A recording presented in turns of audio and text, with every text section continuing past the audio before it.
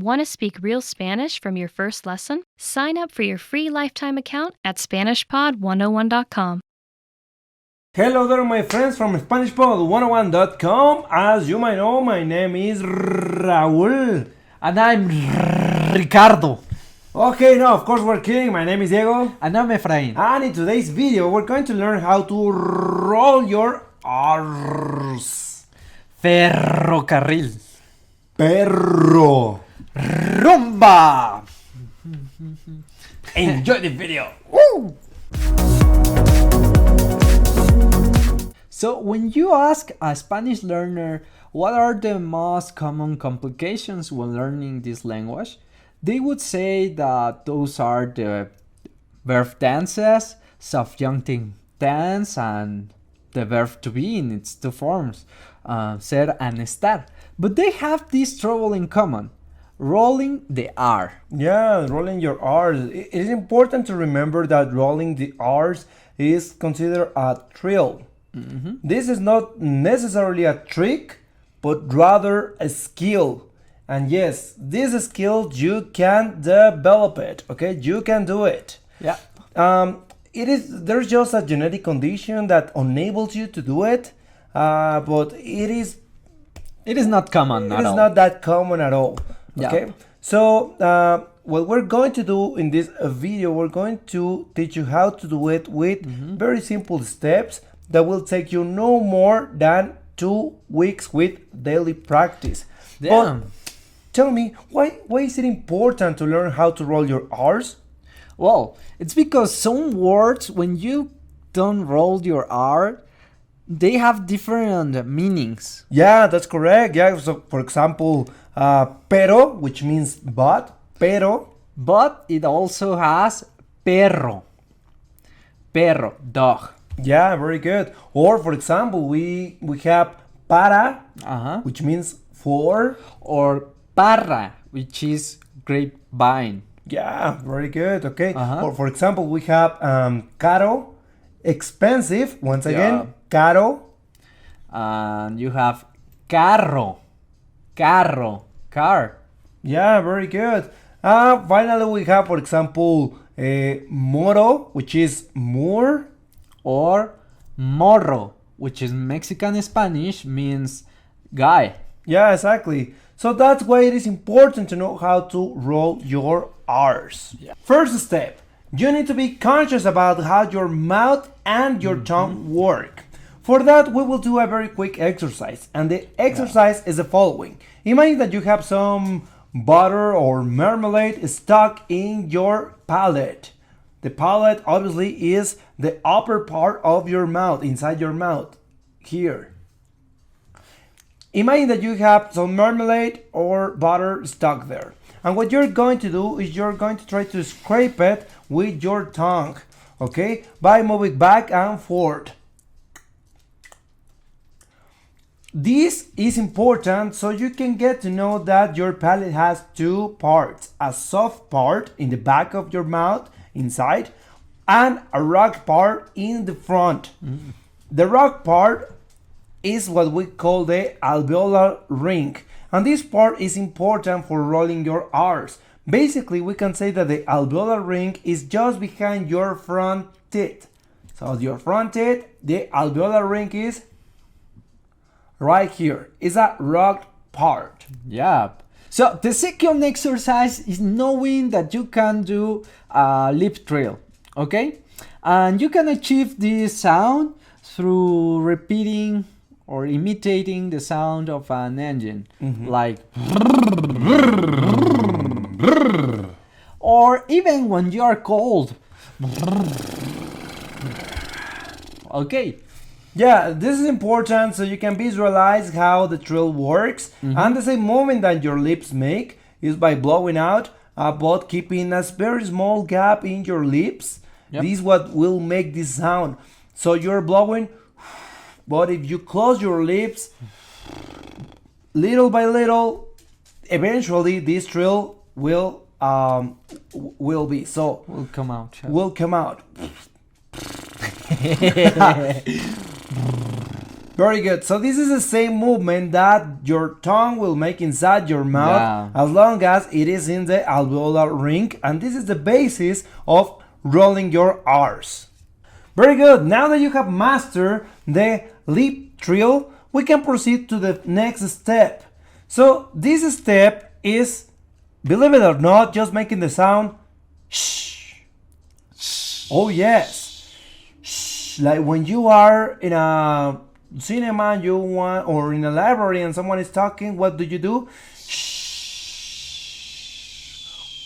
So obviously you know how to make this sound, but the importance is not just to make this sound, but rather to try to stop this sound with your tongue. That is putting your tongue in behind your front teeth in the alveolar ring and try to stop it.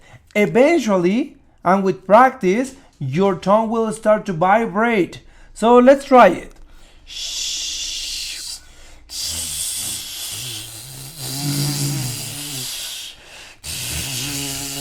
So you see, he has mastered that sound. Very good. So this is the second step. This is important because this will make you aware that your tongue needs to be relaxed. Maybe my tongue is not being that relaxed because I'm talking too much, but your tongue needs to be relaxed so your tongue start vibrating. So once again,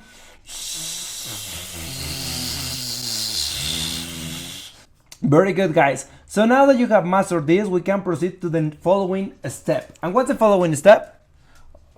You didn't tell me, man. Jimmy. So you have to keep in mind these three things for doing this exercise. The amount of airflow, and the second one is the gap of air.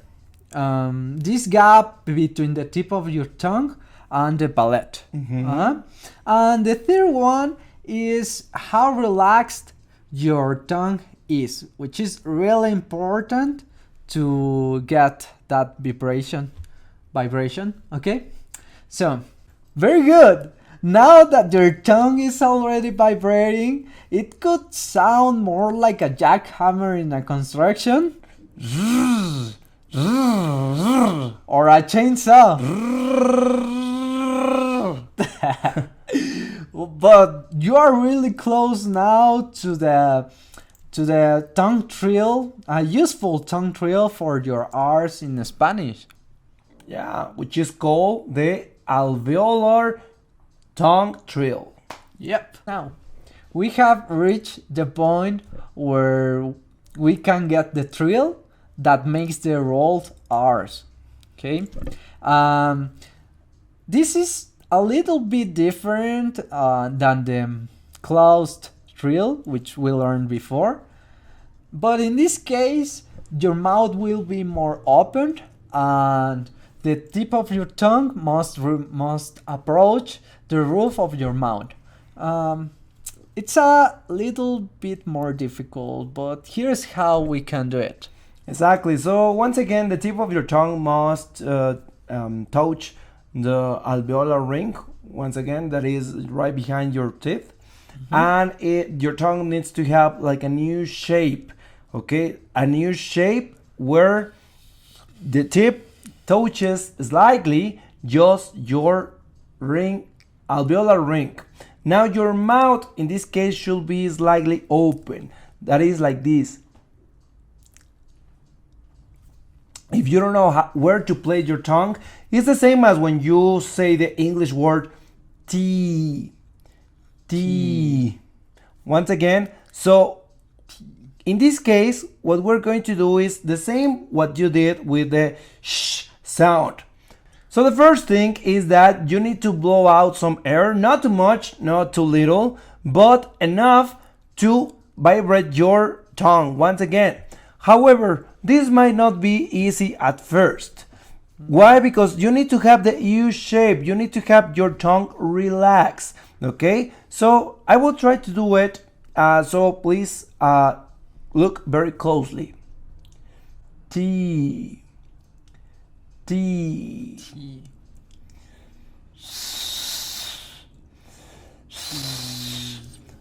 eventually, if you practice enough, you will find how to relax your tongue, and after some time you will develop finally your roll R.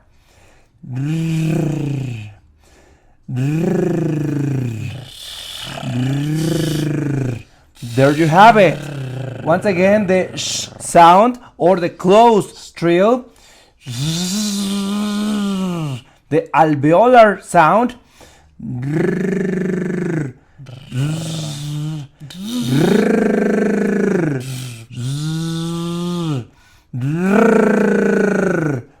very good. Nice. And now you need to practice this. Remember something very important here, guys.